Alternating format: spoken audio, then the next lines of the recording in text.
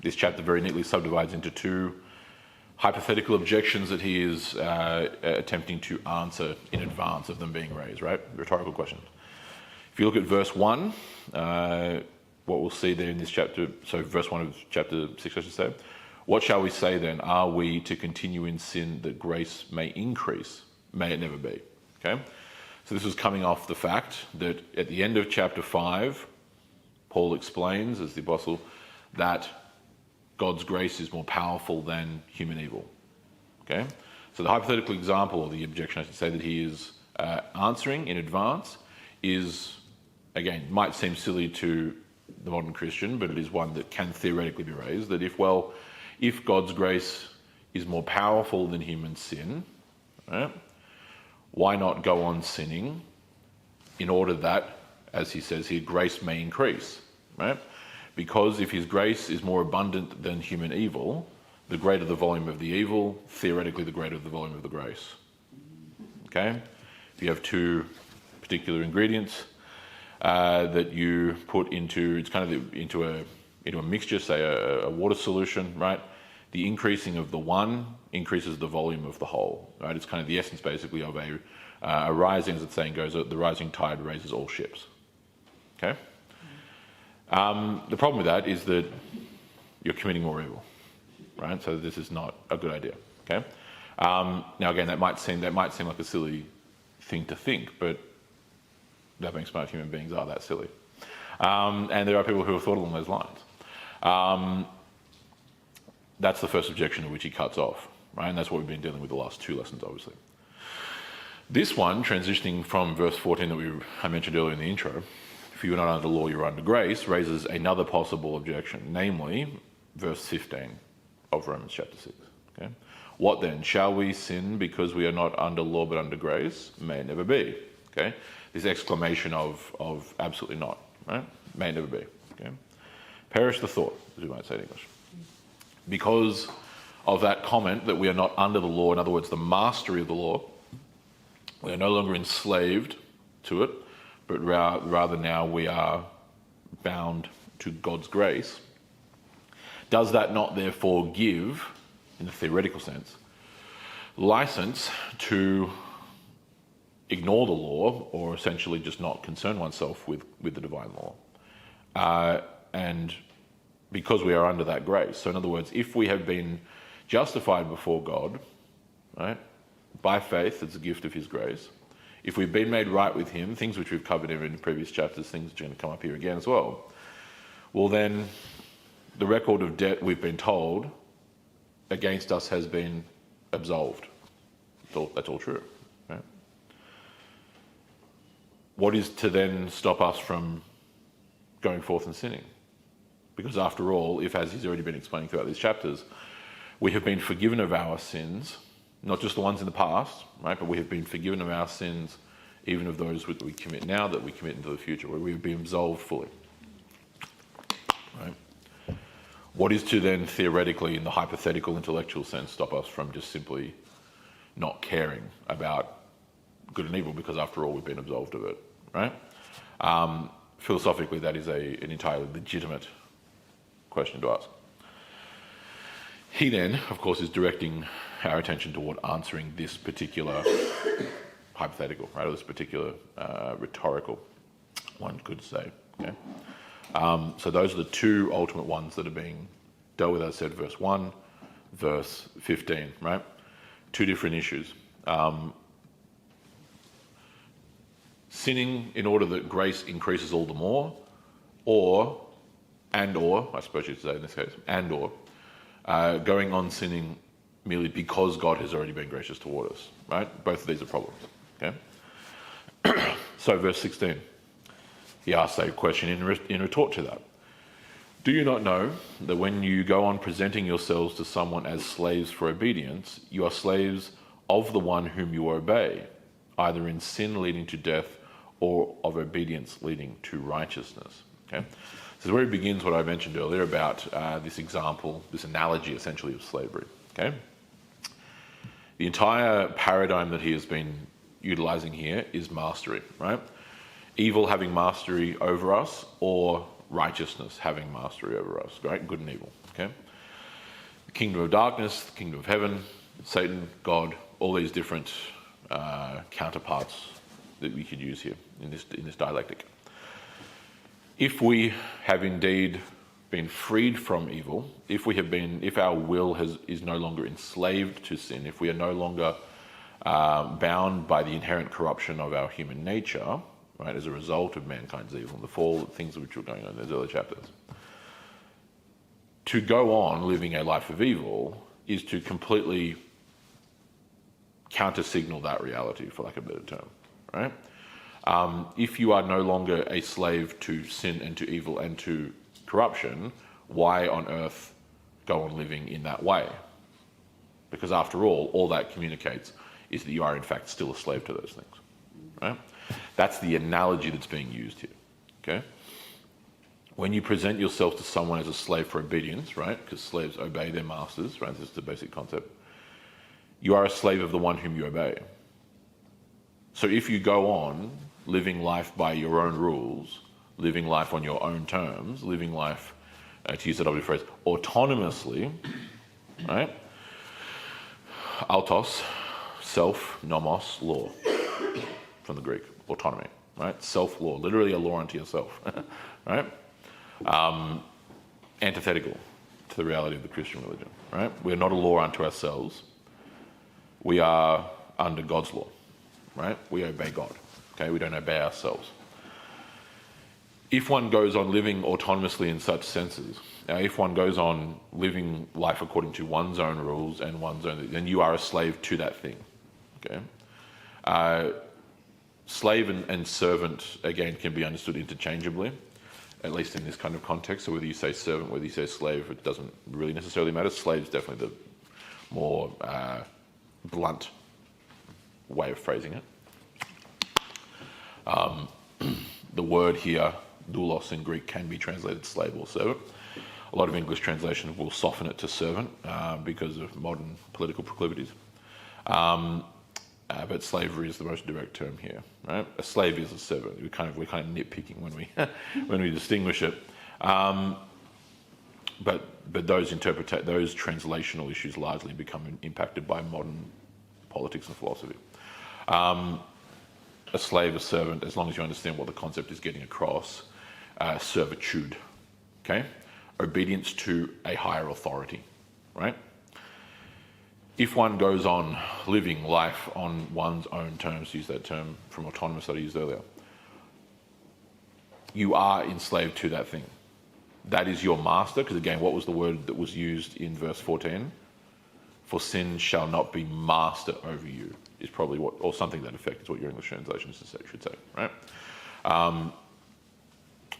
Shall not be master over you, or shall not have dominion over you, either or.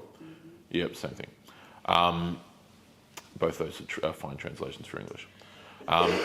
Dominion, again, Latin dominus, lord, right? So lordship, mastery. Okay. In fact, the head of a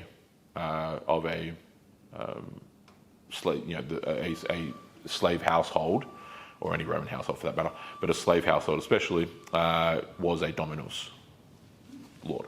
Okay. So dominion, right? Lordship. There's nothing. It's a perfectly neutral term. It's not a negative term at all, right? That's the operative thing that's been spoken of in verse 14 that transitioned us into this second half of the chapter, right? Sin shall no longer have mastery over you, or be a master, or be a lord, have dominion over you, same thing.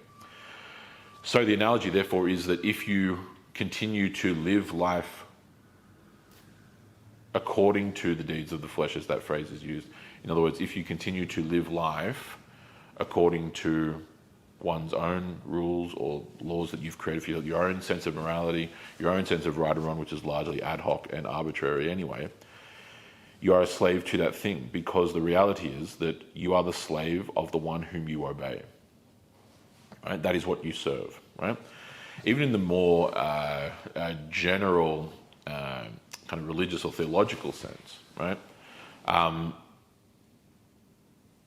Apart from the, if you shelve the kind of ontological definition of a deity, ontological meaning the nature, right?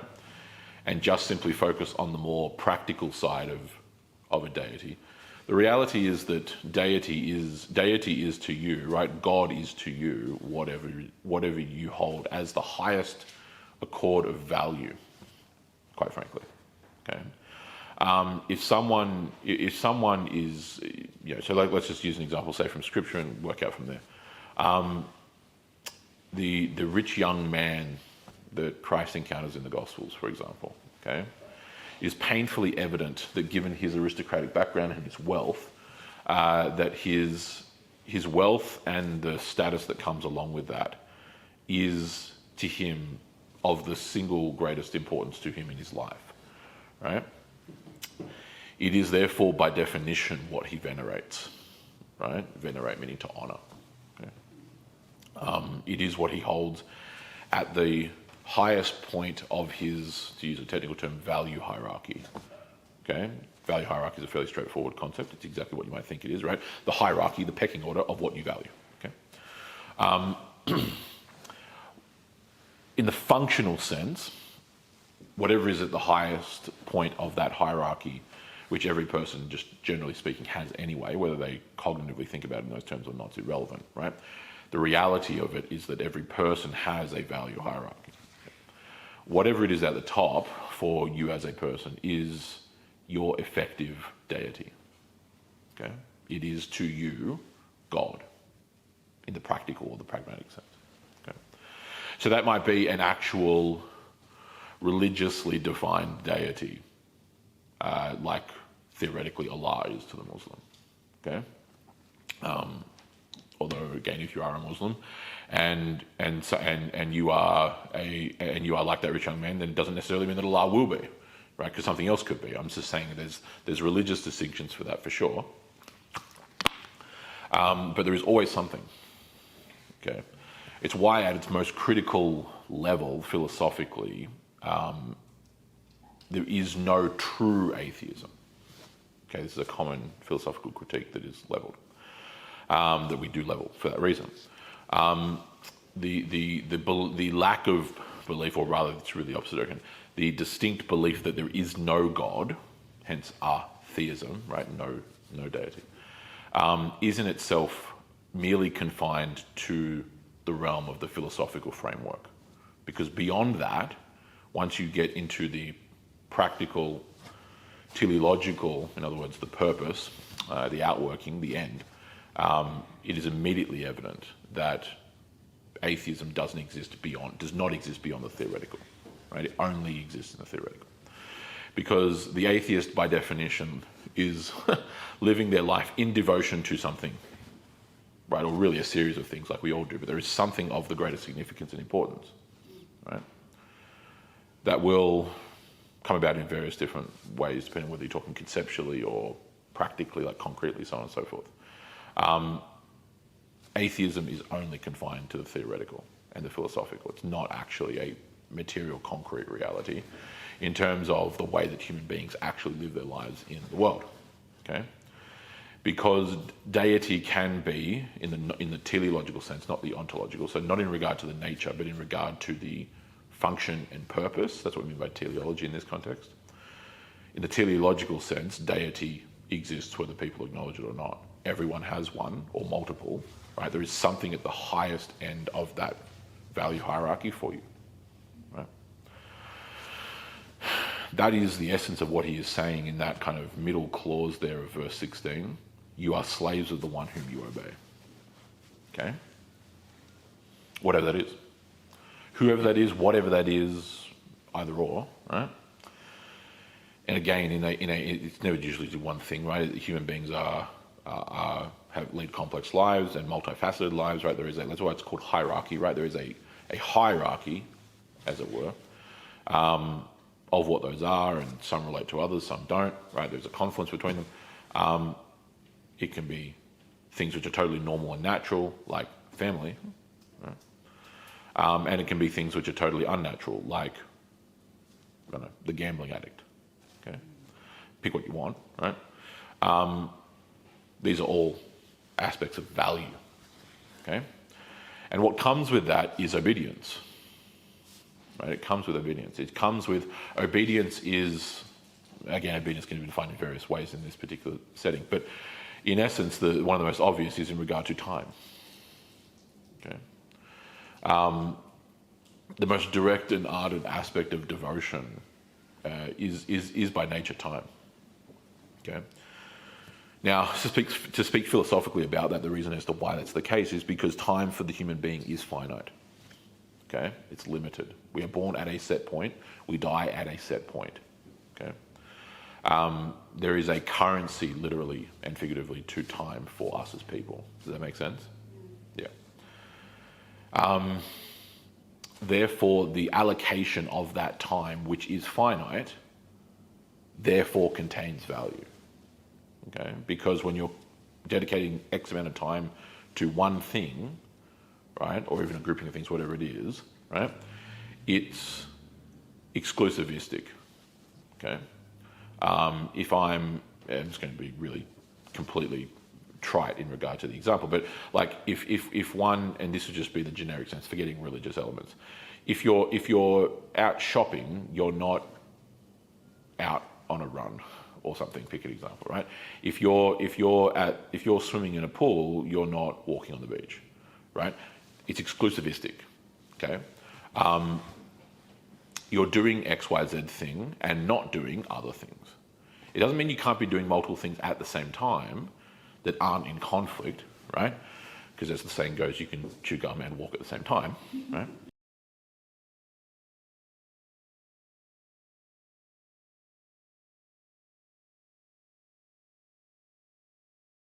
Literally in this case. But there are inevitable points where it's exclusivistic. Okay, so there's devotional aspect, right? This is every person who is, going through high-end degrees in law or in medicine or so forth, and where they're spending years and 6, 7, 8+ years in undergrad, graduate school, so on and so forth, med school, whatever else. All of their time is devoted to this particular endeavor, or the professional athlete who's training, 2-3 times a day and 5-6 days a week and all this kind of, like the time devotion when they're doing those things is exclusivistic toward other things. Okay. The necessity of understanding that is to lead us to this point. Time as an exchange, again, I used the operative word currency earlier, right?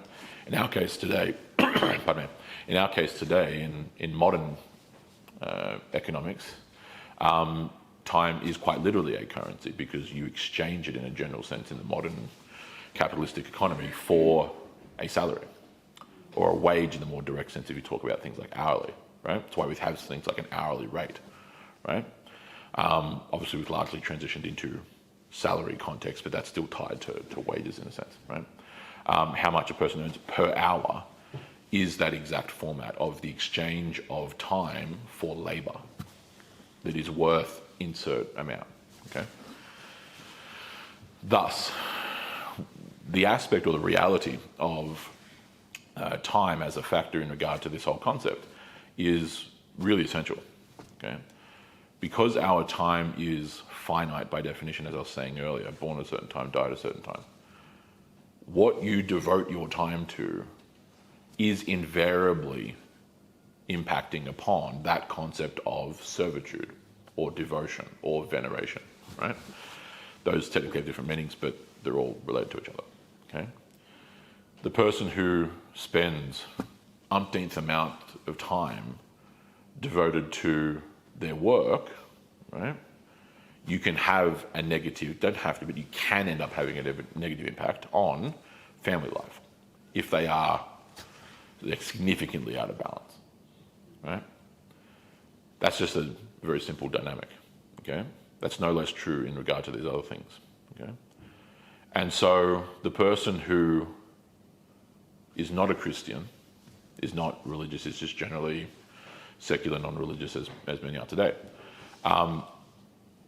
who spends, pick an example, 80, 90, 100+ hours a week working in a high-end white-collar job or something in regard to finance or banking or whatever else, that is your religious devotion, and not just in some kind of petty sense, right? It is what you are devoted to. It is what you serve. It is what you obey. Okay? It is the entire essence of devotion. Because in that reality, either the wealth that comes with corporate world, I'm using this example of the corporate world for now, right? You can apply it elsewhere if you want to. The wealth that comes with corporate jobs, the status that comes with corporate jobs, even just the human dynamic, because eventually you reach a certain point where you're entirely comfortable financially and you're really just doing it for the game, quite frankly, of financing or banking or law, or pick whatever you want, right? It's much more about interpersonal competition and other things beyond the money because you've already got enough. Those things are your deity. Right? That is what you are devoted to. It is your functional deity, to use that term I used before. Okay? You are the slave, i.e. the servant of the one whom you obey. Okay? Wherever the obedience in the ultimate sense of that hierarchy lies, that value hierarchy, that is to you God. Okay? Right? Everyone serves something. That is the essential way of saying this. Everyone serves something. Right? Our entire postulation, this is why critiques, I mentioned atheism earlier. This is why atheist critiques of the Christian religion are just so philosophically empty, because it falsely posits that the distinction between atheism and Christianity, or really atheism and any religious system in the world, is a matter of have and have not, right? The fundamental proposition of atheism as a philosophy is that the atheist does not worship or serve anything. There is no God, right? The individual is fully liberated and free in regard to human autonomy, right? Self-rule, okay? That's the proposition, okay? As I was explaining earlier, the problem is that it's not. because as I said, atheism is a philosophy confined merely to the theoretical. It does not actually exist in the practical. That's why you get this saying, even in the more comical sense, right, coming out of World War I and World War II, there are no atheists in foxholes. Okay? Because when bullets are whizzing over your head and the Germans are bracketing in artillery onto your position, all of a sudden the realities of death and the concepts of the afterlife and the impending realities that you might actually be judged for something in your life start hearkening upon your mind and your heart very abruptly. Right? That is just a tiny microcosmic example, because the reality of it is actually much more deliberate and obvious in the daily life. Okay? Every person devotes their time, and when we say time, what that really means is effort, or energy, for lack of a better term. You can use those interchangeably, I suppose. Energy, right? Human exertion in that case, right? Energy literally just meaning work. Right? That's where we get the word energy from. The Greek energeia just means work, to do something. Okay. So devoting your energy is what we really mean in regard to time, right? What you actually do, right, with that time. Okay? That is the value hierarchy, and that is what you serve, right? That is what you devote your thing to. That is what you hold as the highest value. Now, God ontologically, and this is an important distinction to make, right? We've been talking about teleology, in other words, the purpose, the function, these kind of things. Ontologically, in regard to the nature of God, God is not just merely the most valuable thing in existence, although that is true. Okay. That is not actually what defines God. So God is not defined as God because he is at the top of the true value hierarchy of the cosmos, right? That's a whole other discussion altogether, but I just wanted to make that distinction necessary, right? So God, we don't worship the God of this Bible simply because we value him the most. Does that make sense? That would be the incorrect way of understanding what's being said, right? In light of that, the reason why that atheist critique of Christianity as in opposition to itself as a have and have not, right? The ultimate reason is that as to why that doesn't work, and more importantly, not just that it doesn't work, but the reason why it is folly, the reason why it's foolishness, is because of the reality that atheism, in a practical sense, teleologically, has service, right? The atheist serves something. The Christian position is, if we all serve something, why would we not serve the one who created everything? Do you understand that? What I'm trying to say? Okay. Philosophically, or even apologetically in that case, that is the fundamental premise of that dynamic, right? It is actually folly, in the truest sense, to devote your life to something other than God in that dynamic, right? Because if God is, as he is, by definition as God, at the height of the cosmos, at the height of all that exists, in other words, right? Anything other than him is, by distinction, less than. Right? This is an argument that many of the early church fathers made against paganism, for example. Okay, so not atheism in that case, but paganism. Right? The entire, especially if we talk about things like with the Romans, each one of the Roman deities, who share similarities with the Olympian gods of Greece and also distinctions, right? Were created. None of them are eternal. Jupiter's not eternal, was not eternal. Minerva was not eternal. Venus was not eternal. Mars was not eternal. None of these deities in the Roman pantheon were eternal, right? They all had predecessor generations of deities, right? 2 or 3, depending on which pantheon you want to talk about, right? None of them were eternal by definition. They were all created, okay? Which is part of the problem, which is why, it's why again the Bible comes to multiple times and explains that these are not true gods, right? A true essence of divinity, of deity, to be more specific, is and must be eternality. Okay? The very philosophical framework, or reality I should say, of being created, by definition, is a position of subservience. Okay? It is a lesser, inferior position, right? The created is inferior to the creator. Okay? Right? There is no sense in any regard whatsoever in which the inanimate objects all around you right now, from the chairs that you sit in to the tables that you're sitting at, to the books that you are writing in or reading upon, blah, blah, blah, there isn't a sense at all, morally, ethically, ontologically, or otherwise, in which those things are superior to you because we created these things. Do you understand? Right? The creation, the created thing, is by its very nature dependent on having been created. Its existence is owed to its creator. Does that little dynamic make sense? That is a position of inferiority, right? That's just a self-evident fact, right?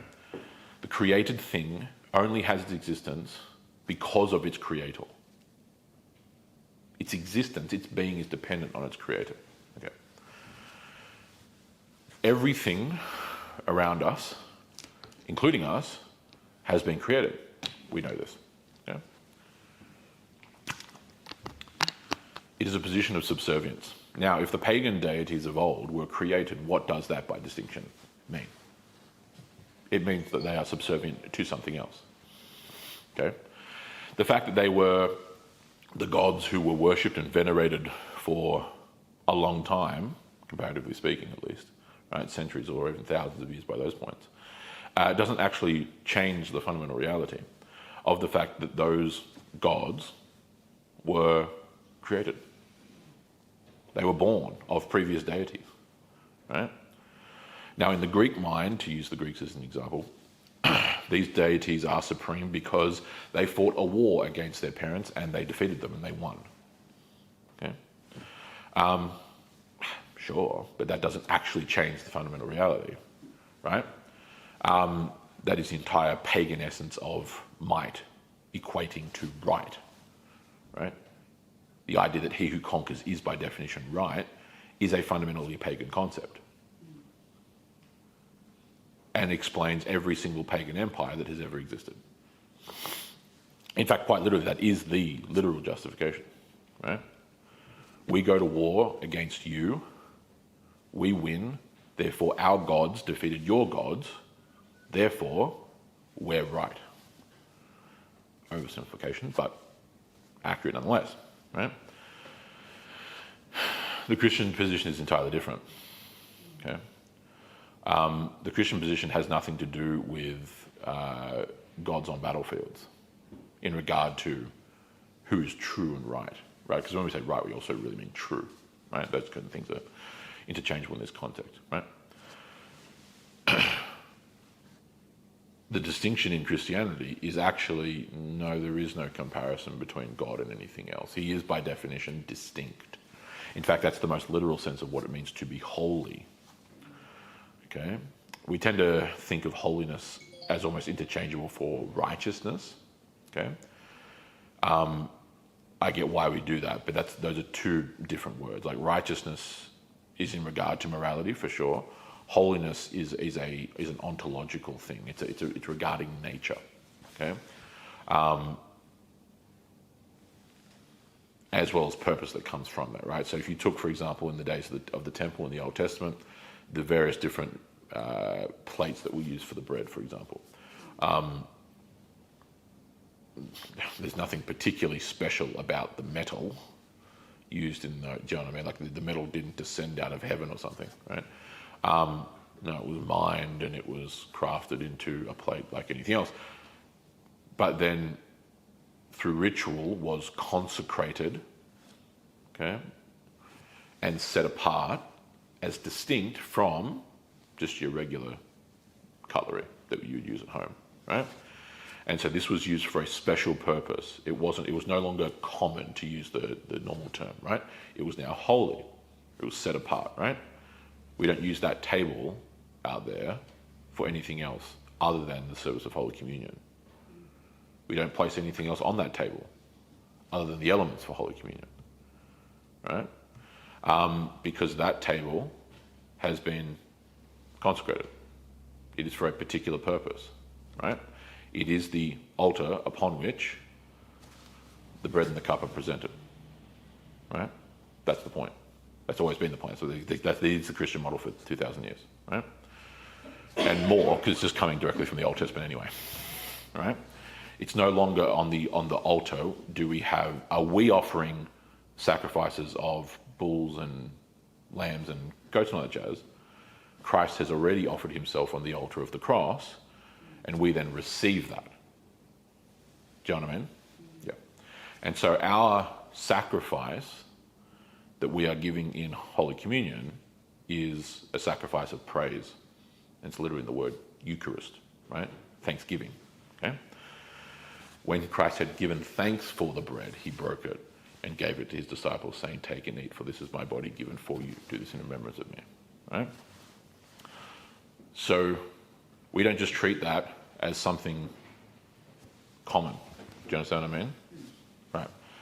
They have a particular purpose. That's what holiness means. Okay. Because God is holy and distinct, right, in all of his ways, he's unlike anything else. There isn't anything else to which we can compare him. That's why when we try to use examples throughout history to try and explain the Trinity, they inevitably fall short. Some get really close. Some get much closer than others, admittedly. There are really bad examples which actually, ironically and accidentally, fall into the realm of heresy. A common example of that would be, this right here, water, liquid, right? Liquid can exist in three different states, right? Liquid, right? So water, liquid, it's gaseous form and it's ice form, right? So gas, liquid, ice, right? Problem is that when it's in that state, it's not also in another state. So this right now is not ice, right? This water bottle I'm holding here. It's also not gaseous. Whereas God is Father, Son, and Holy Spirit at the exact same time, right? It doesn't work. St. Patrick, when he was trying to evangelize the Irish kings, right, 600 years ago. We covered him in church history, right?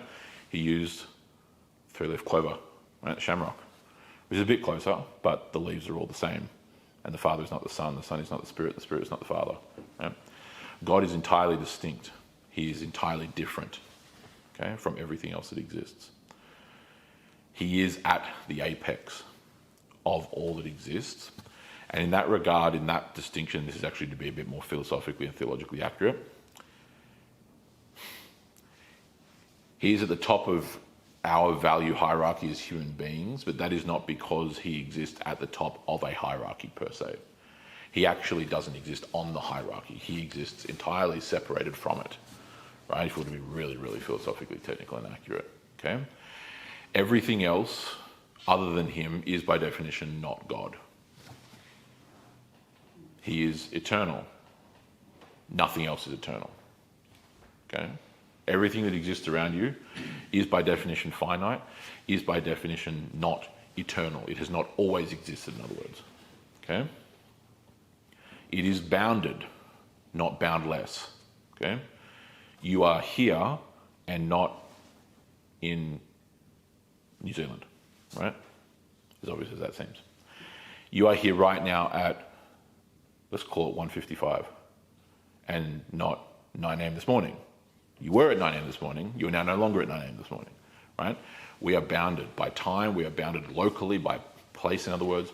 We are bounded in all possible ways, as is everything else around you. Everything is bounded, limited, confined. God is the opposite. God is boundless, right?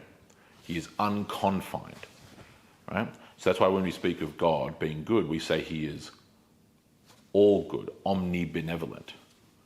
Right? His goodness is literally unlimited. Okay? His knowledge, omniscience, right? Where we would science, right? Scientia in Latin, knowledge. Okay? Omni, all knowing. His knowledge is limitless. There is nothing he does not know. Okay? Because God is not a created thing. He's not part of the universe. This is why in Eastern religions like Hinduism, you have to have the universe being eternal, because the universe is part of the divine, like in Hinduism or in Buddhism, right? Except we concretely know for a fact that the universe had a beginning, right? This is an established fact, well-established fact of science, right? Of cosmology in this case, okay? Which is the end of the Hindu religion, the end of Buddhism. They don't work. They can't work by definition, right? God is actually apart from that value hierarchy in the technical sense. God is not just simply a point. That's why I mentioned earlier that caveat, right? God is not just something that you personally place on this value hierarchy, right? God is the one who created the value hierarchy because he created you. He created you, created all of us. Do you know what I mean? Okay. So this is where, for example, and this is really directly tying into this really operative phrase we're covering at the moment, right? You are slaves of the one whom you obey. We do have to be careful sometimes with Christianese, right? Christian lingo.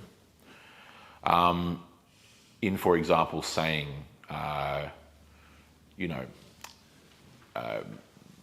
just say in the evangelistic context, right? Or in other words, like someone coming to Christ. To one effect or another in some phrase or another, making Christ your Lord, right? Or to something to that effect, right? Jesus is your Savior, but have you made him your Lord? In other words, are you obeying him, right? I get the sentiment, but it's lazy and inaccurate phrasing because we don't make God anything. Right? Here it is. Correct, yeah, sure, correct. Yes. Jesus Christ is not Lord merely of Christians because we have given him kind of intellectual permission to govern our lives. Okay? With love and respect, God does not God needs neither you nor I to give him permission to do anything. Okay? He is not grateful and thankful that you have decided to become his servant. Do you understand? Okay. It is bordering on hubris, if not outright hubris, to think otherwise. Okay. No, the sacred scriptures proclaim that Jesus Christ is Lord of heaven and earth, per se in itself, right? Regardless of anything else, right? He is the true ruler of all the world. He is the one who holds ultimate dominion. He is the one to whom all people owe their obedience and their service, right? He is the one in whom everything that lives has its being. Okay? He is the one by whom and through whom and ultimately for whom all things exist. Okay? Devotion, religious devotion to the Creator is not a preference or a suggestion. It is an obligation of our human existence. Okay? That is the actual basis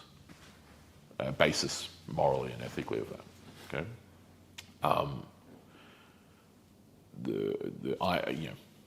Even if I just spoke personally, I'm not Christian because I think this is a,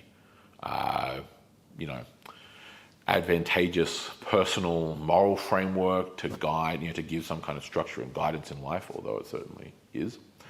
Has that perk, for example. Nor am I Christian because, I think this is the best way to order and govern a society. It's the most effective way to have a civil society, although of course those perks are there as well, right? None of those are the actual reasons, at least not for me, right? And they shouldn't be really kind of in any basic sense. No, I am Christian because this is true. It's true, right? This is the reality, right? This is the reality, okay? This is what's real, okay? And I'm only really concerned, pardon the pun, I'm only really concerned with what is real. What is reality? If the reality is that there's hundreds of millions of deities that are half elephant and half everything else and blah, blah, blah, I'm referring to Hinduism, then I'll move to India and become Hindu.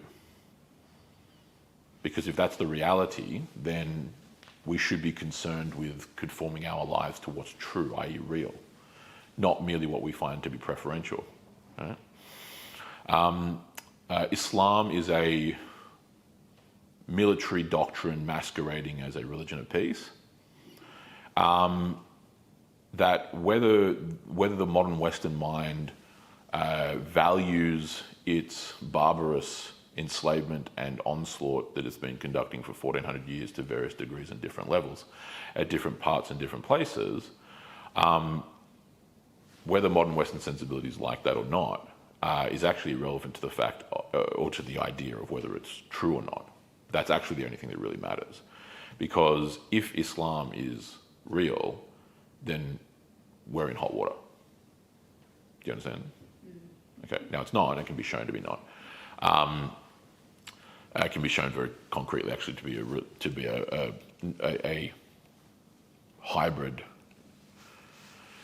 Judeo-Gnostic cult of the ancient Near East that basically synthesizes Talmudic Judaism with Gnosticism to make a warrior cult, right? That is built entirely upon just lie after lie after after lie after lie. But if, again, stepping back from that reality, if Islam is true, then there is a human obligation to submit to Islam. This is true. It's only true. Personal feelings and opinions about preferences, because everything else is just preference at that point. Do you understand? That's what part of what he's saying here by "you are slaves to the one whom you obey," right? Is that anything beyond obedience to reality, to the truth, to God himself, if you want to talk on the personal level, is but preference at that point. It's just preference, right? That's why paganism was just so replete in the ancient world, because it is just essentially this functional kind of a la carte religion, way of doing human devotion. The religion, again, there's layers of complexities to this that I do not have time to go into here, right, as to why you would be devoted to certain gods over other ones, right? But in essence, they tie into things like occupation. They tie into things like where you live. They tie into a variety of things that both you have a hand in and don't have a hand in. But either way, the point being is that if your religious devotion, especially if you were actually in religious service, so like you were a priest or priestess, you were a temple prostitute, you were an oracle, you were whatever else, right? And so your entire life is literally to, like, you live essentially the pagan equivalent of a monastic life. Okay. If you are a priestess in the temple of Aphrodite in Corinth back in the day, 1,000 years ago, your entire being is consumed with religious veneration and devotion and worship of Aphrodite, right? You spend virtually no other time, in any meaningful, grand sense, comparatively speaking, in devotion to Apollo. You would spend some to Zeus because there's a temple of Zeus in Corinth, right? But it's just light years apart from each other, right? Which, again, even in the theoretical sense, just doesn't work and doesn't make sense, because there is a pantheon of these deities, which, of course, then when you actually go and read the Greek mythologies and the legends, is no wonder why they're all petty and jealous of each other and always infighting, because people are devoted to one more than the other, or this lot over the other ones, and blah, blah, blah, blah, blah. And so the entire thing is just this dumpster fire, right? You are a slave to the one whom you obey. In the Christian sense, obedience is owed to God as a function of our human existence, right? Because he is the creator and the creation is subservient to its creator. That is true from the petty, tiny things. That's right. So, probably Kingsley here, that's right. It's unlocked, yeah. That is true of these petty, small things, and it is true of the universe as a whole collectively. Understanding that reality, even though this is just the opening question, or a question that he's firing back, is essential to understanding, to be quite frank with you, your entire religious life. Right? Even as a Christian, you are the slave to that which you obey. Right? Therefore, we should seek to be slaves, i.e. servants of God. Right? Which is exactly the point he's going to move on to make. Okay? Because the distinction he's drawing here in regard to this whole question of, if we're not under law or under grace, well, why not just go on sinning? Because after all, we've been atoned for by God's grace. Well, that's why he asked the question in the whole, therefore to finish and move on to the next section. Hang on. Do you not know that when you go on presenting yourselves to someone as slaves for obedience, you are slaves of the one whom you obey, either of sin leading to death, or of obedience, leading to righteousness, right? So the service to sin, its ultimate consequence is death, right? Which ironically means that the reward of your servitude to things other than God is death. That's the reward. Reward, i.e. meaning outcome, right? Whereas obedience unto God, righteousness, right? I.e. justice, i.e. in a different sense, goodness. Okay. Verse 17. But thanks be to God, that though you were slaves of sin, you obeyed from the heart that pattern of teaching to which you were given over, and having been freed from sin, you have become slaves of righteousness. Okay, so it's continuing this analogy of slavery like we talked about, right? Now, something very important here to understand, we've kind of covered this already, so I don't want to go too in-depth in this, right? Because it's really repeating a point from earlier in a different context. But thanks be to God, verse 17, that though you were slaves to sin, you obeyed from the heart that pattern of teaching to which you were given over. Okay? What he is saying here is he's actually directly identifying the fact that the thanks is unto God for the fact that you have been freed from evil, right?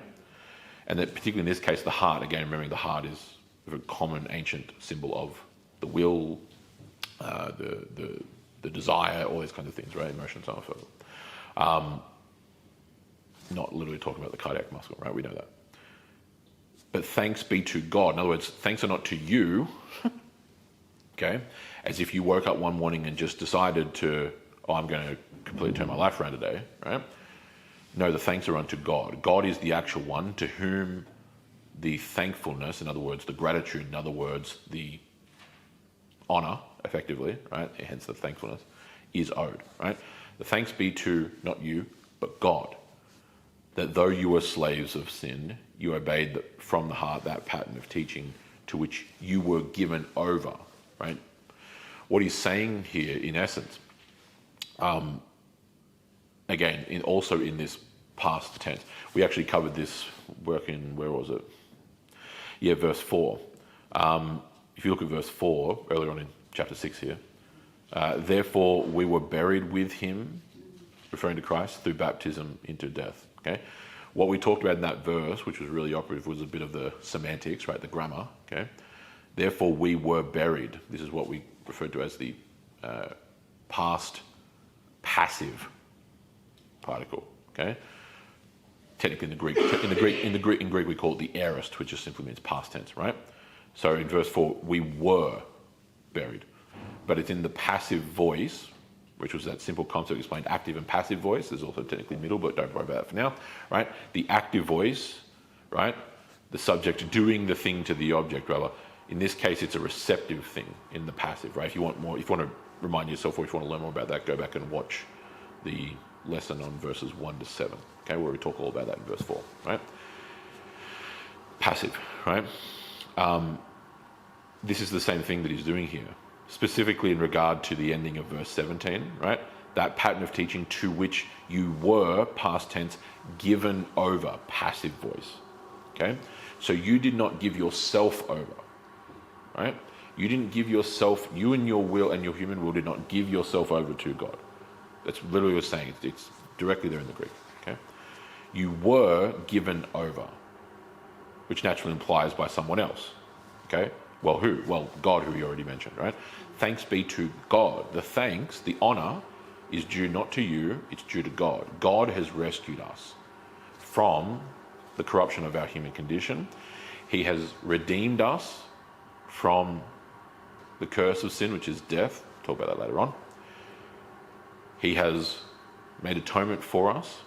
He has made us right, in referring to he, I should say Christ, has made us right with the Father, okay? All these kinds of things, right?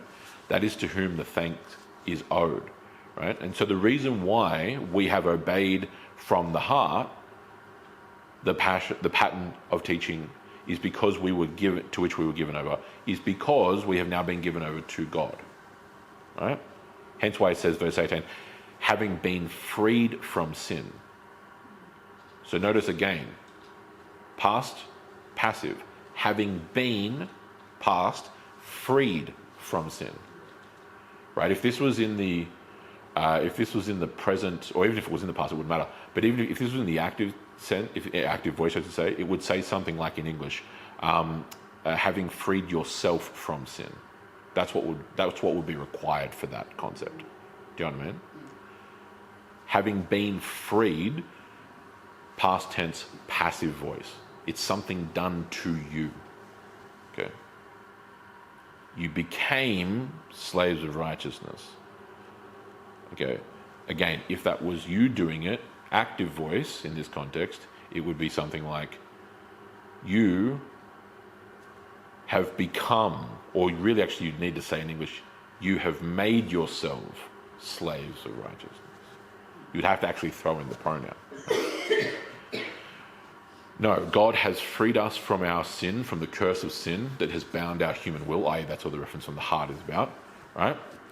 And we are no longer slaves to sin. That's what the beginning of verse 17 says, right? But thanks be to God that though you were slaves to sin, ending of verse 18, you became slaves of righteousness, right? That's all tying in, obviously, to what was said in verse 14, which we've referenced a number of times now. For sin shall not be master over you. You are not longer under law, but under grace. Okay? This is why he now points to the fact he's using this by way of analogy, right? So if you look at verse 19, I am speaking in human terms because of the weakness of your flesh, right? In other words, your lack of understanding is what that means, right? The weakness of flesh is just an ancient kind of idiom, right? Saying. I'm speaking to you in human terms because, for starters, you guys have been Christian for 5 minutes, Romans, right? He's writing to the Romans. Remember, he's not writing to you and me directly, okay? We get benefit from this, but he's not writing to you and I right now, right? He's writing to real people who really did live 2,000 years ago, okay? In a real place called Rome. But he's using an example that is, of course, very common and well understood in the Roman world, in the Roman Empire, okay? The gladiatorial theatres and arenas of Hispania and of Rome and of North Africa, the slaves of Germania and up in Europe, or the slaves from the Berbers of North Africa, or slaves from among the Arabs, so on and so forth, right? All these concepts of slavery, even amongst the Romans, again, there was a range of what constituted slavery in the ancient Roman world, in the Roman Empire, right? You had the kind of brute labour force chattel slavery of millions of people imported from North Africa and from Spain and from elsewhere to act as essentially free labour, or free labour, you had to provide housing and food for them, but free labour in terms of wages for the wealthy, aristocratic optimates in the Senate and elsewhere, and their villages and their villages and their vineyards in Tuscany, for example, right? Tusculum, which is where most of them lived, right, outside of Rome. All the way to very actually pleasant and beneficial, quite frankly, indentured servitude, right? You could be a lawyer or a doctor in Rome and be a slave, technically speaking, but you are living a very, very, very good life. You are simply indentured. You are enslaved, and you, in that sense, to the master of that patrician family. But you're his lawyer. Do you understand what I mean? Right. You're his doctor. You're his insert whatever. Right. They were living very well by comparative standards. So slavery is an extremely common thing that they understood very well. Right. That's why he's using this analogy, and he's explaining to them really the ultimate sense, just so we understand this 2,000 years later in a completely different time and different culture. The reason why he's kind of pausing and interjecting with this remark in verse 19, right? I'm speaking to you in human terms because of the weakness of your flesh, is he's wanting them to understand that this analogy has its limitations, right? So for them, when they think of a slave, they think of a gladiator, okay? When they think of a slave, they think of some Berber from North Africa working a vineyard in Tusculum. That's what they think of, in a generic sense. Do you understand? That is the most common example. I know I mentioned the indentured slave in the form of the doctor or the lawyer, but they were the minority, right? The vast majority were the other form, right? The gladiator is raised and, in many cases, in those kinds of things, born and bred by that point to be a gladiator and to fight and to work and to produce economic output for the slave school, for the slave household, right? Which involved the possibility of death, right? And that's a bit of a misnomer of history that gladiators died all the time. They didn't. In fact, gladiators, the vast majority of the time, were not put to death in the arena, right? Because it's just a bad business model. If every gladiator you ever throw in the arena ends up potentially dying on a 50-50 thing, you're going to run out of gladiators pretty quickly. No,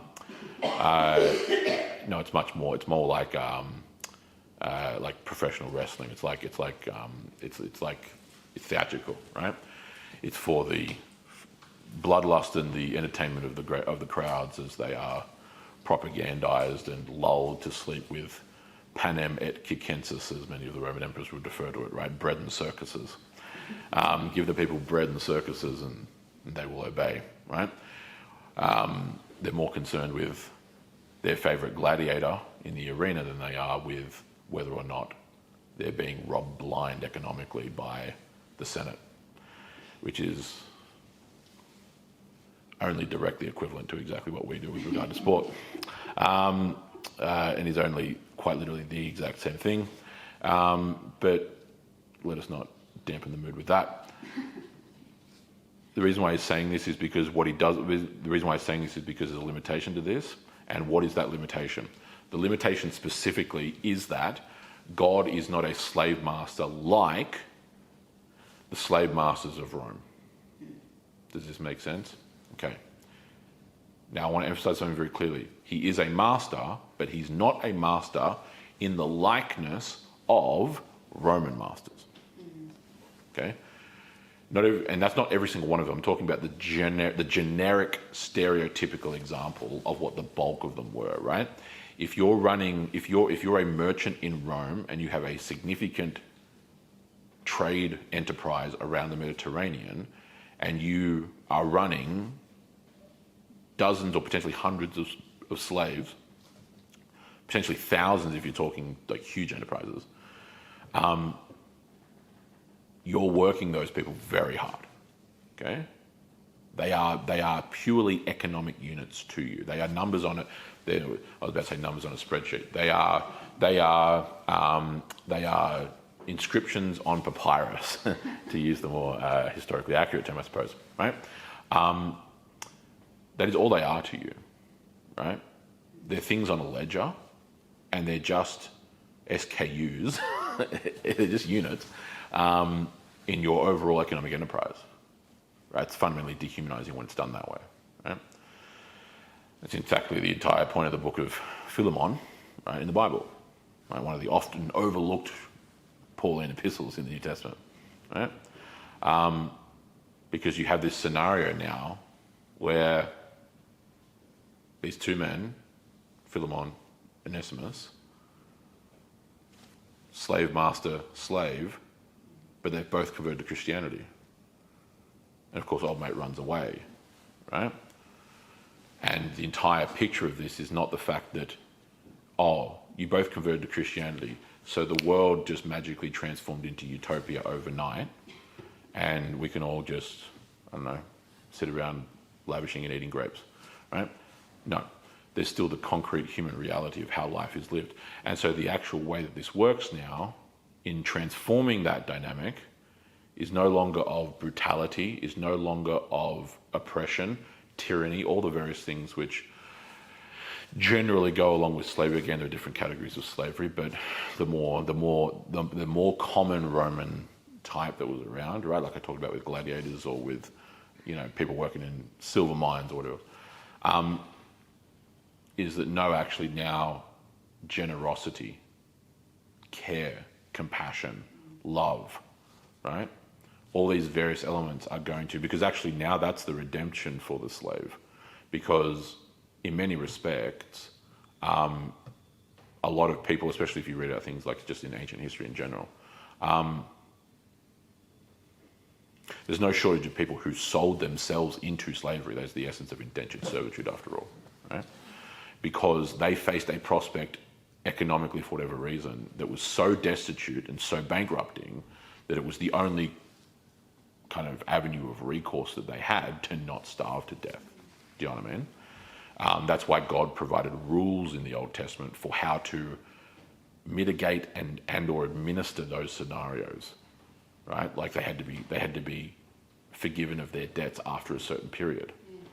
Right? The Jubilee years, for example, we've actually talked about this before, right? In sermons going to Deuteronomy. Blah, blah, blah, blah, these kind of things, right?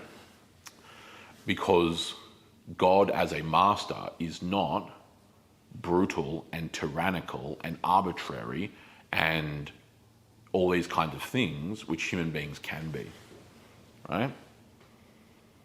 The brutal, oppressive slave master who had a bad day and so takes it out by just beating his slaves senselessly for no real reason, punitively at all, right?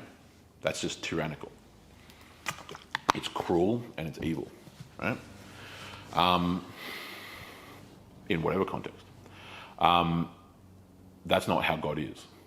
Okay, so God does nothing arbitrarily. I mean, by definition, does nothing arbitrarily. There is no such concept as arbitrariness in God at all.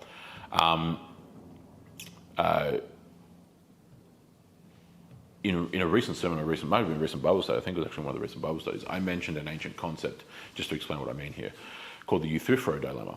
It's an ancient philosophical dilemma postulated by all the great minds of Greece. Essentially, in the Christian context, to use our terminology, is a command, let's just say it's super obvious, right? Like, you shall not bear false witness, pick one of them. You can use another one if you want to, but let's just go with the 9th commandment, right? You shall not bear false witness, i.e. you shall not lie, okay? Is lying wrong because God has commanded it, or did God command it because lying is wrong? Okay? This was a dilemma that in the Greek context was posed 2,500 years ago, right? Is something wrong because the gods say it's wrong, or do the gods say it's wrong because it is in itself wrong? The dilemma that this brings up is that, on the one hand, if something is only wrong because God said so, it would make God arbitrary. Because theoretically, God could have created a universe where murder is totally fine, and he says it because he says it's okay. Right? On the flip side of that, if God commands that lying is wrong because lying is in itself wrong, now God is actually deferring to the thing. God is actually now being defined by something else, namely some other concept of morality. Because if lying is in itself wrong, and God is saying that it's wrong because it's wrong, God's responding to the thing, not the other way around. This is why it's called a dilemma. Okay?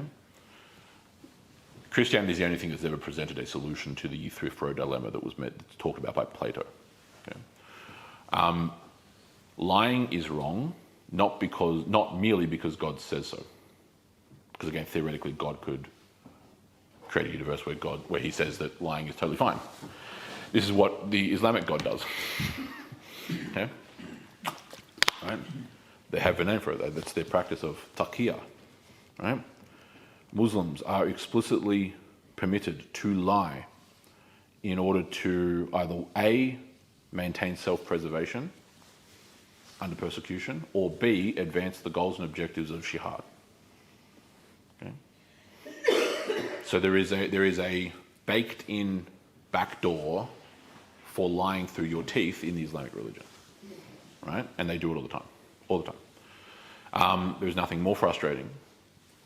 I say that hypothetically. There probably is.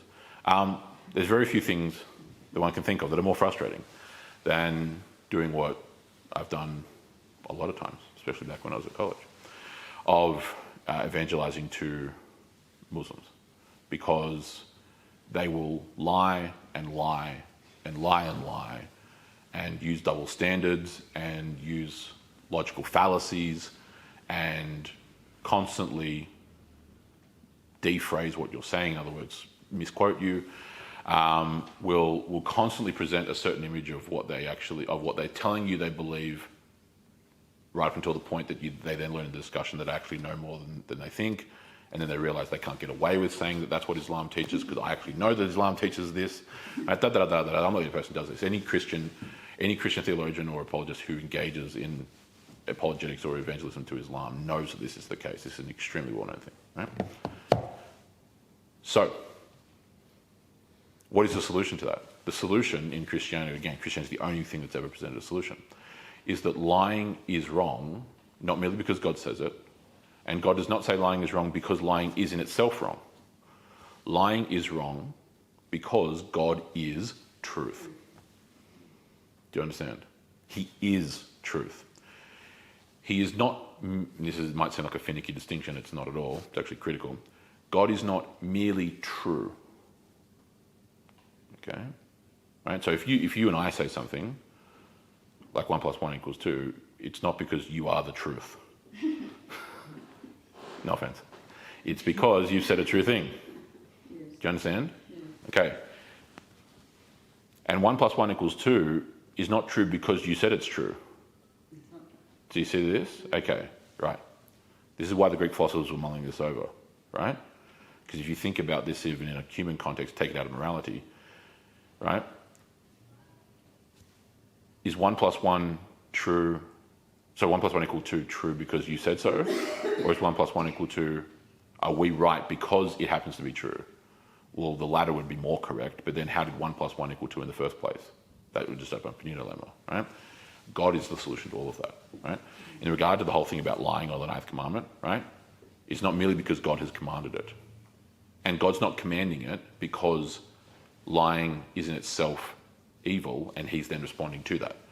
That would place another moral framework over God, which would make him not God, which means it's a logical fallacy, right? No, God is truth by nature. He does not merely say true things. He does not merely do true things. Okay? Merely, meaning the operative word. He is truth. Truth is him. Truth is what he is. See what I mean? Okay. All of that, the reality of that distinction of things being said and born, is why God, in this context of mastery, is not like the human masters. Okay? He's not arbitrary. God actually cannot be arbitrary. Like by definition, God can't be arbitrary. Okay? He's not capricious. He doesn't just like, so hence why I say arbitrary. He doesn't act one way and then just completely changes the way that he acts. Every single action is in complete, consistent conformity to who he is. Right? There's no distinction between, in terms of the underlying definition, I mean, there's no distinction between who he is and what he does. Okay? Hence why his name is I am who I am. Right? I am the self-existent one is what that translation would be from the Greek, for example. Okay? I am the one who is. Right? He is good. Therefore, as a master, his mastery is truly good. Right? He is compassion. Therefore, his mastery is truly compassionate. He is true, right? He is truth, to use the more technical term, right? Therefore, there's no distinction or change in it. There's no flux in, he says one thing to us over here, and then says something completely different over here, right? Which provides a consistency. None of that happens, right? He is truth. That's the real essence of why he's saying in verse 19, I'm speaking to you in human terms. He's saying this is an analogy that has its limitations. It only goes so far. I'm using this analogy of slavery because you all as Romans understand exactly what slavery is, right? You guys understand culturally this is a totally normal thing, right? Because slavery is as common to the human experience as is breathing, right? Virtually every society that has ever existed has had slavery in some form, right? We have it now, we just pretend that we don't. Every single one of us are utterly enslaved to the banks. Yep, correct. Anyone who has debts of some kind is by definition a indentured servant. Right? The definition of an indentured servant is someone who is a debtor right, to a creditor. That's just what the definition of an indentured servant is. Right? Now we're not chattel slaves working in a field being whipped, like that's not sure, but we're still slaves. We are slaves to international markets, right? Where some politician or some corporate figure can make a single comment in an interview or post a single thing on the internet, and people's entire superannuation funds can be tanked overnight. So wealth and future, keeping in mind what we talked about earlier, the fact that we exchange time for labour in modern economics, right, can be irreparably altered, right? We are literally at the whim, often arbitrary, unfortunately, of things like international markets. Right? This is slavery. Okay? That's before we even begin to talk about the fact that as people, or really I should say more carefully, as a people, as Australians, as Kiwis, as Americans, as Brits, as different European people, so on and so forth, we have now become slaves to our own vices and ideologies and competing ideologies, and quite frankly now at these certain points, just slaves to delusion. To delusion, right?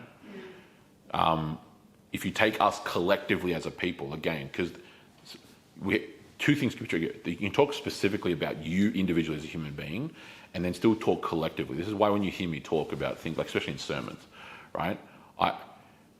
You'll never hear me say, here's what those Aussies out there are doing, but no, we don't just get to magically absolve ourselves from the collective identity of the Australian, right?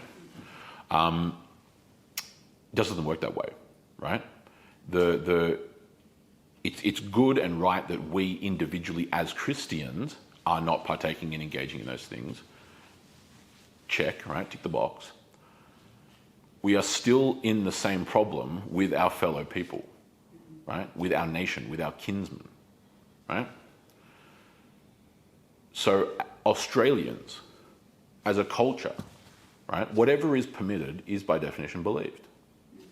That's just observably true, right?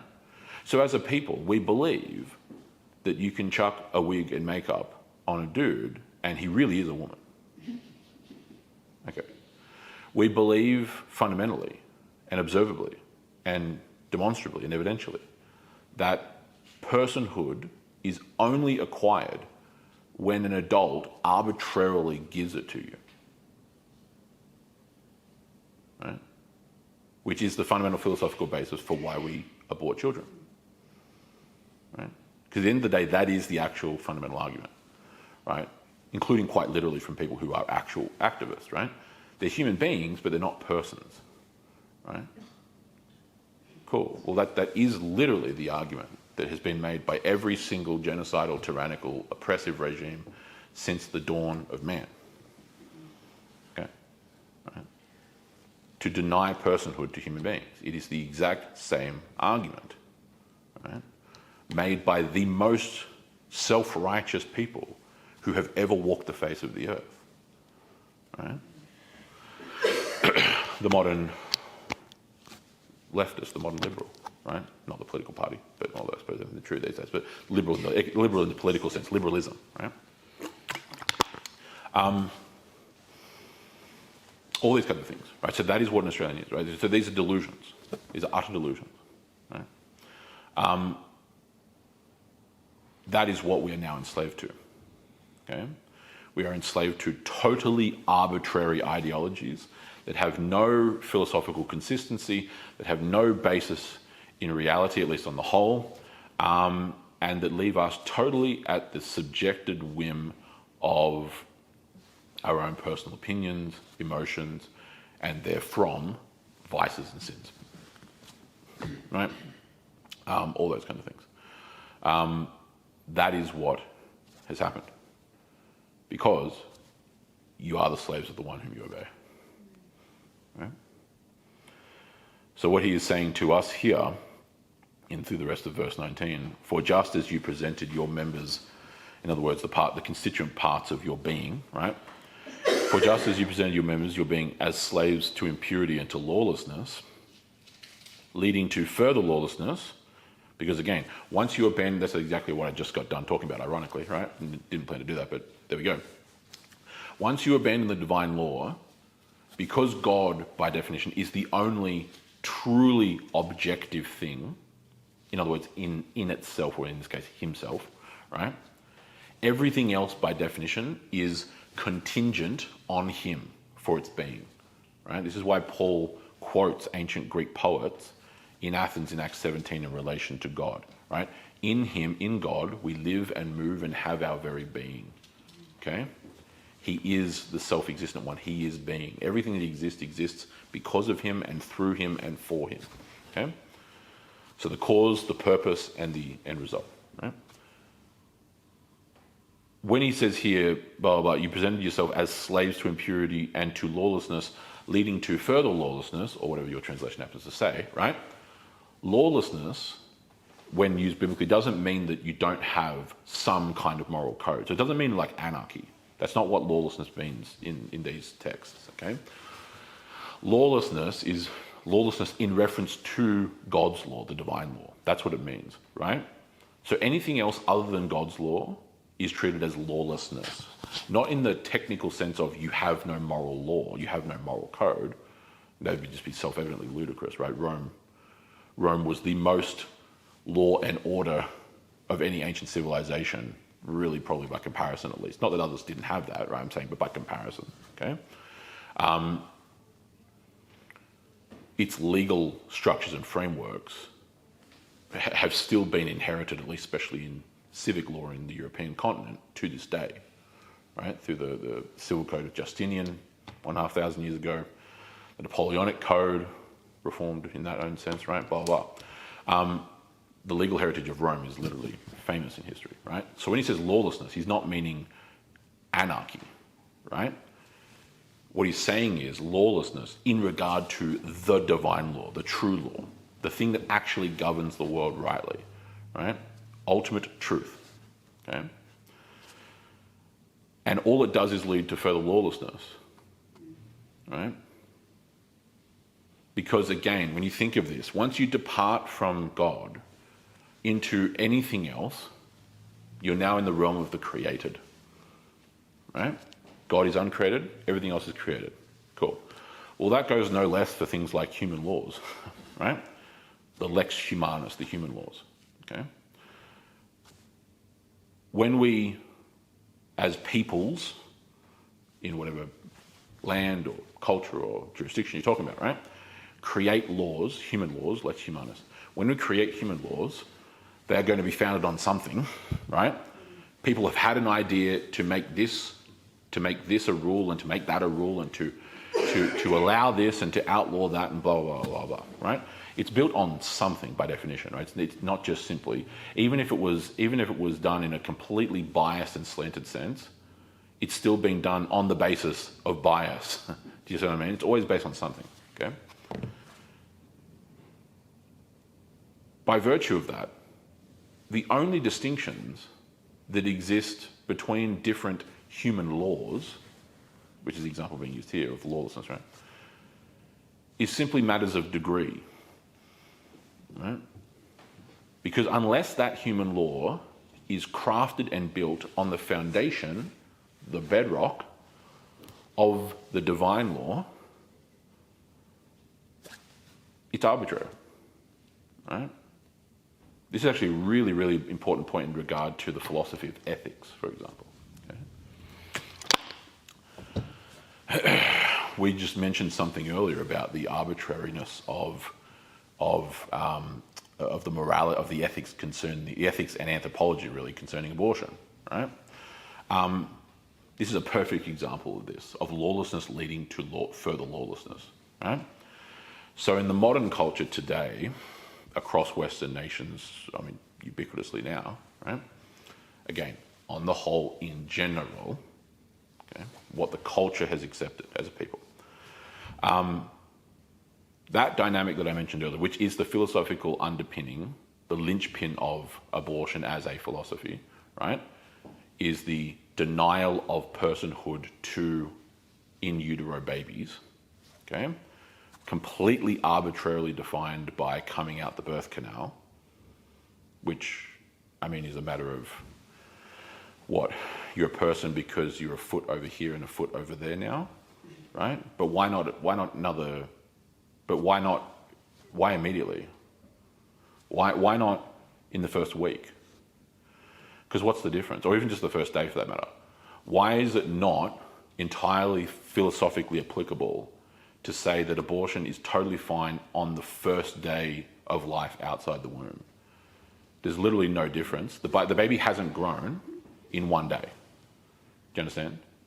There's no specific alleles in the genes that have been activated now that the baby has taken its first breaths outside the womb.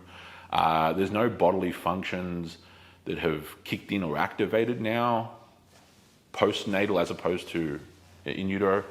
So what is it in terms of the actual biological function in that baby on day one outside the womb that is any different than the last day in the womb? Literally nothing. Okay. So it's arbitrary. Okay, so you get a 24-hour grace period to kill the baby. Why not? No, honestly, God, why not? There's no reason why not. There is no reason. There is literally no reason why not. Probably where it'll end up. Of course it will. Of course it will. Of course it will that way. It functionally more or less is there. It functionally is there already. So this is what happens with botched abortions. When you get to second and third trimester abortions, where you're having medical abortions, in other words, pills are no longer going to cut it, you have to conduct dilation and extraction abortions, DNEs. Those have a significantly varying success rate. Okay, and so there is no shortage of times where that baby ends up having to be delivered anyway, right? And they're just simply left to die by exposure, right? In trash cans and whatever else. Exactly how the Romans used to do abortion, right? They did abortion by exposure, right? Baby born, don't want it, chuck it in a pit, right? Christians would rescue those babies and raise them as their own, right? So Christianity waging war against abortion has literally been there for 2,000 years and counting. Right? We've been doing this since the very time in which this letter was being written. Okay? In Rome, by the way, the same place. So it's utterly arbitrary, right? Totally and utterly arbitrary. So if it shifts, right? Because there are people who absolutely dogmatically believe in the quote-unquote right to choose, in other words, the right to choose to murder your own child, right? But are legitimately, sincerely against what I just said earlier about having some kind of period after the birth in which that would be okay for them, right? And they are sincere in that belief. That's not just me. Like they are, I can tell that they're sincere. I've had this conversation 1,000 times. I can tell that they sincerely believe that. They believe it's totally fine in utero, but they definitely do not believe it's fine post-utero, right? From the birth of it. Okay. But like I said, as soon as someone else comes along and says, well, no, I believe in a 24-hour grace period post-birth, there's literally nothing to distinguish those two positions. There's nothing. It's totally arbitrary. Lawlessness leading unto lawlessness. And that, by the way, is before we talk about the even bigger elephant in the room, because that's just contained to the issue. The same people who believe that abortion is morally permissible will be the first people in line to detail the great horrors of the transatlantic slave trade.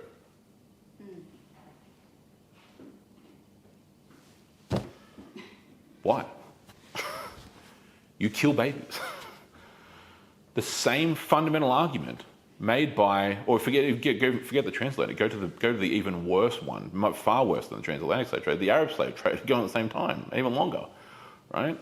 They made the transatlantic slave trade look like moving people in a minibus, right? The Arab slave trade, 20 plus million people, for far longer than what happened in the transatlantic triangle, right? Not to minimise, I'm just simply saying it by comparison, right? Well, the same argument's made. The same argument. Dehumanisation. You just depersonalise, to maybe a more specific term, right? You remove any concept of personhood, which somehow grants you in your mind some ability to then do and treat these human beings however you please as non-persons. It's no different. So how are you sitting around arguing against doing that in the context of slavery when you do literally the exact same thing without any difference or distinction at all in reference to unborn babies, preborn babies, babies in utero, whatever term you want to use? You can't, because it's arbitrary. It's totally arbitrary. There's no actual basis or foundation in fact for that. Slaves to impurity and to lawlessness, leading to further lawlessness. Because if the human law says you cannot enslave people because all people have inherent dignity and worth and have personhood, and then also have another part of those exact same jurisdiction's laws that allow you to abort babies because babies do not yet possess personhood. Those are two completely mutually exclusive things that are incompatible with each other, which is why you've heard me talk so much about postmodernism and postmodern philosophy, which now rules the Western world, where there is no ultimate truth, everything is arbitrary, and nothing is actually logically coherent, because we have literally descended into civilizational insanity, where you can hold completely mutually exclusive concepts and just sleepwalk through life. Right? That is the philosophical dynamic of the modern Western world, postmodernism. Okay, so well understood. Anyone who understands philosophy, anyone who understands history, civics, whatever, you know exactly what I'm talking about. Right? It's fundamentally delusional. It's fundamentally incoherent. Right? So when I use those terms, those are not hyperbolic terms. I'm not just kind of vomiting out emotive language. These are actual technical, factual distinctions, or definitions, I should really say, in this case. Right?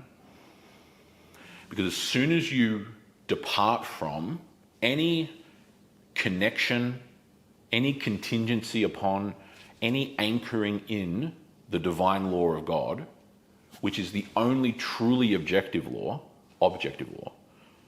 all you are left with is subjectivity by definition. Is that apparent to you? Okay. Right? That's all you're left with. That's it. Right? Because the difference between these people's laws and these people's laws is just a matter of subjective degree. It's no longer anchored in the divine law. Right? That's the problem. Okay?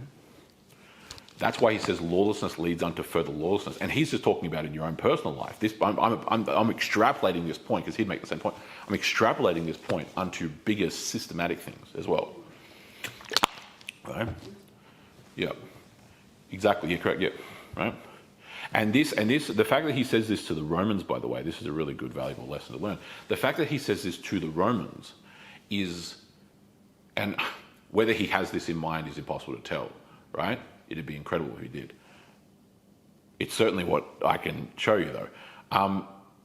This statement being written to the Romans has a really particular edge to it. Here's why. The fall of the Roman Republic, okay? Snapshot of Roman history, in case you're unfamiliar. Rome is founded in 753 BC by its founding eponymous king, Romulus, hence the name Rome. Okay. There's a whole history prior to that. You can read about that in the Aeneid, right, if you want to. Great ancient Roman work. We actually lectured on the Aeneid in church history class before. Rome's founded in 753 BC. Spends about 250 years as a monarchy. It is then overthrown for a variety of reasons, mainly because of the tyrannical imbecility of Quintus Superbus. Right? Superbus is where we get the word superb from today, but Superbus actually meant basically he who thinks he's greater than he is, as a word, right? Superbus meant basically a hyperinflated ego. It was a mockery term. That's what it came to represent anyway, as an epithet, in 509 BC. Okay? So 250 years, roughly speaking. 509, it becomes a republic. Overthrows its monarchy, it becomes a republic, right?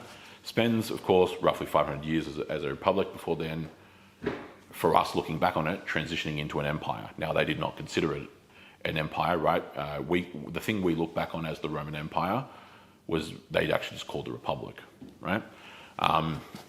It would be like calling the Americans today the American Empire, even though they don't call themselves an empire and their leader is not called emperor. That's exactly what Rome had, right? Same as the Americans do now with, military bases in the majority of the world's countries, right? That fall of the Republic is something which takes basically approximately about 120 years, right? There's a variety of things that, of course, are going on. It's extremely complex. It's a very widely and well-studied area of history, of course, naturally, especially in regard to antiquity. But ultimately, the fall of the Roman Republic and its transition into the imperial age and the rise of the Caesars, okay, as god kings, although they were not called that, functional god kings, right? Imperial cult, the worship of the emperors, right? All these kinds of things. Titles, the son of God, all these aspects, right? That transition that occurs across that 120 or so years, right? Multiple civil wars, multiple assassinations, multiple crises economically and militarily, and so on and so forth. Each one of them happen because at all those different points across that 120-year period, this individual governor, or if you talk about in the Senate, for example, this individual consul, right, or this proconsul, or the Senate as a whole, or this faction of the Senate, right, because there are different parties in the Senate, right, for example, what we call parties now, would transgress some previously well understood, well established Roman custom, okay? And that wasn't written anywhere. It wasn't like, here's the black and white rule, right? It was a virtue that was fundamental to Roman culture. In fact, even where we get the word virtue from, right? That VIR aspect of the word virtue, right? What would be pronounced vir in classical Latin, is literally just the word for man. So VIR, if I said it in ecclesiastical Latin, modern Latin, vir, VIR. Virtue comes from the root word for man. In other words, as far as the Romans considered virtue as literally essential to being a man. Okay, that's how they understood it, right? A man without virtue was by definition not a man. Okay, well, virtues, in terms of the daily life and operation, are self-governed. Not in terms of you determining what the virtues are, I mean in terms of discipline. Do you know what I mean? Maintaining your virtue. Okay, you actually have to live that out. You can't just sit around on the couch and then just like have virtue poured into you. It doesn't work that way. Virtue has to be cultivated. Virtue has to be protected. Virtue has to be maintained. Virtue has to be disciplined. Virtue has to be grown. All these kinds of things. Do you understand what I mean? Right? It's a lived, practical thing. Okay. Each point of the Republic's fall was someone transgressing some aspect of that. Do you understand? Okay? Wasn't necessarily having the written rule. It was the transgression of those things. And as soon as this line had been crossed, it now gave, a year later, 5 years later, 10 years later, 20 years later, 50 years later, the warrant, for lack of a better term, for the next guy to take another step and cross the next line. Okay? So on and so forth. And you keep repeating that process, right? It's very famous to give you an example of exactly what this is talking about. The Gracchus brothers were two very powerful representatives. They were actually the representatives of the plebeians. Okay? Plebeians are basically the non-aristocratic class in Rome. That's where we get the word pleb from. Okay? Yeah, the patricians and the plebeians. Okay? It's more complex than that, but that's basically what it was.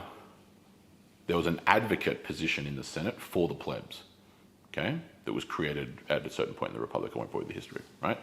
To be the voice of the common people. That's a good idea, right? Well, by this point in the Republic, we're talking late 2nd century BC now, so the late 100s, really 200s technically, late 100s though, right, the 2nd century BC, right? Inflation in Rome is at 15,000%. You think our inflation's bad? Okay. There's a variety of reasons why, but the single largest reason is the fact that the patrician class has been importing 10 trillion slaves from all around the Republic to work the fields for free, which of course completely undercuts the wages and the earnings and even the ability to actually labour of any of the plebeian class. And so what happens is the plebeians now are no longer actually living en masse in the rural countryside, which is what Rome really was, right? The Roman Republic was built on citizen farmers, citizen soldier farmers. That's who made up the legions, right? They end up losing their land because they can no longer afford the taxes on the land. because the neighbouring farm is being run entirely by slaves by some wealthy rich aristocrat who completely undercuts the local farmer. So they've now had to move into ghettos and squalors in the city of Rome. And yet there's not enough houses to be built, and there's not enough places to rent. Sound familiar? Da, da, da, da, da. Yeah. Yeah. History doesn't repeat itself, but it definitely does rhyme. Well, getting back to the point. Gracchus, as the advocate of the plebs, proposes a price fix on grain. So in other words, price control of grain, okay? Which is something that distinctly would have helped the plebeian class in Rome especially to actually be able to get grain at a price that wasn't through the roof because of 15,000% inflation, right? Well, the problem is he doesn't have the authority to do that. But there's a distinct problem because he has to get that decree through the Senate, but the Senate are the very people who have caused the problem. Because the senators who own the land.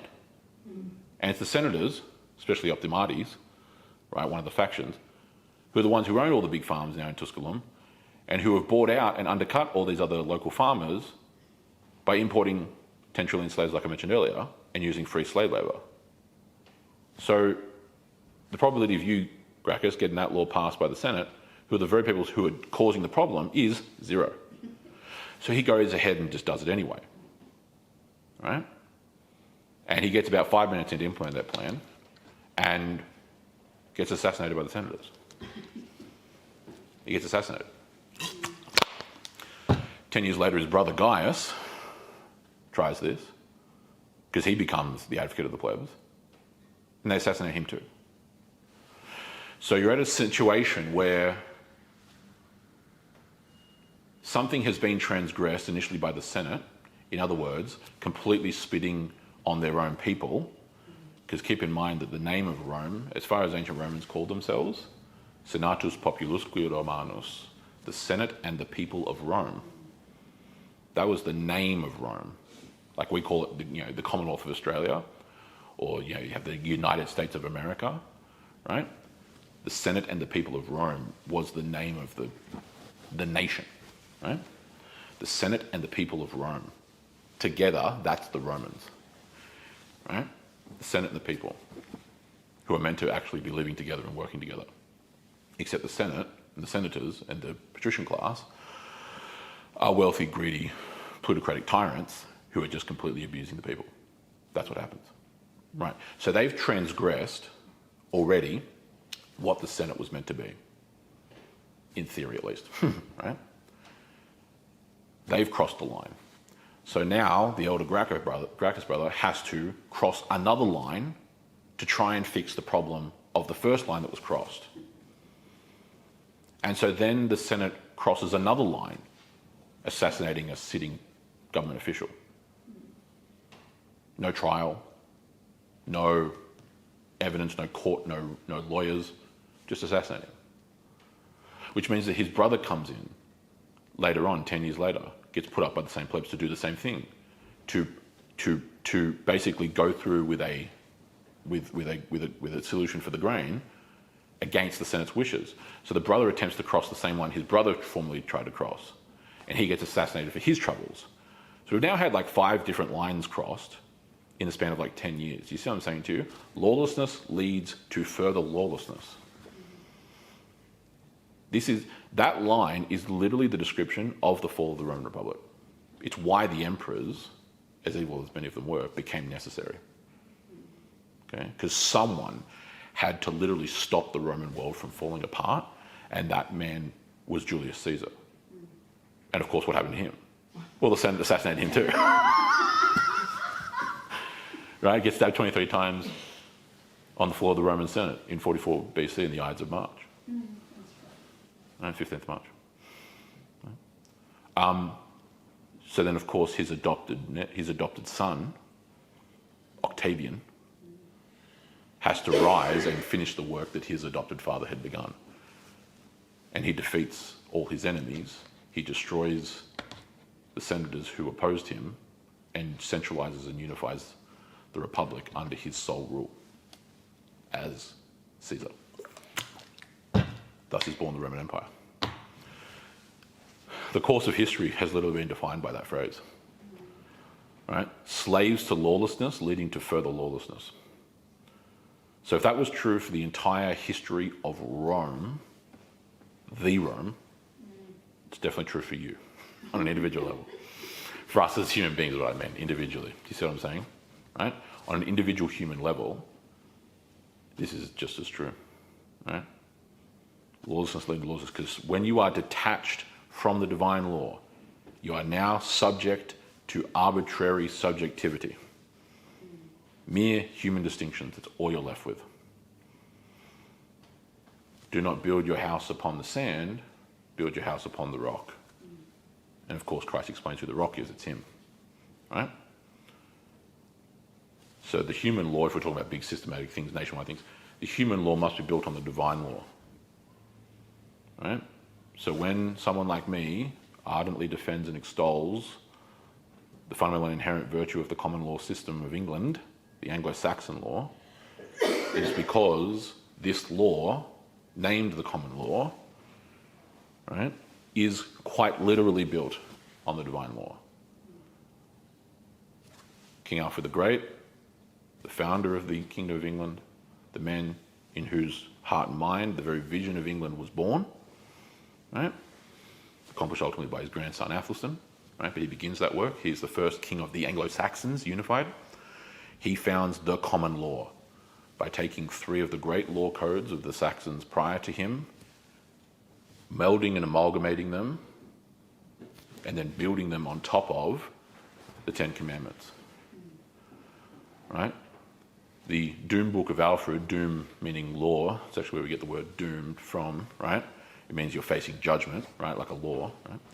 The law code of King Alfred the Great, which is the foundation, which is the very beginning of the common law, begins with the 10 Commandments in the preamble, and then goes through the other 36 laws, I think it is off memory.